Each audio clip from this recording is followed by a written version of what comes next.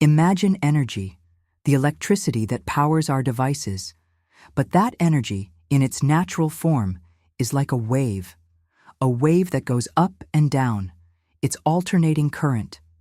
Our devices need something different, something more constant.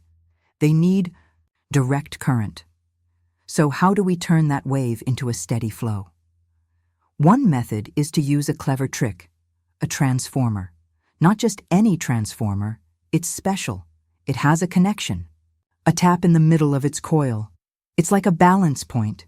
We connect two diodes, tiny electronic valves. We add a resistor to control the flow, and voila, we create a full-wave rectifier. The oscilloscope, our electronic eye, shows us the magic. The original wave, wavy and unpredictable, straightens out.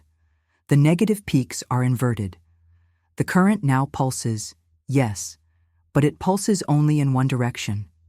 It's closer to the direct current we need. But is there another way? To achieve this transformation, a more direct way, maybe more elegant? Here comes the diode bridge, 4 diodes, arranged in a strategic square. We don't need a special transformer. We connect the bridge directly to the alternator, that source of alternating current. The question is, will it work? We connect the oscilloscope, and the answer is clear. The diode bridge also tames the wave.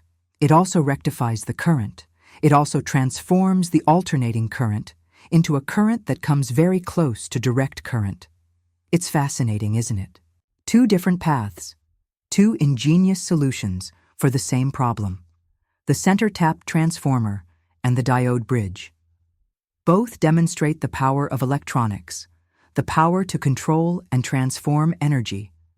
Both give us the direct current that powers our world.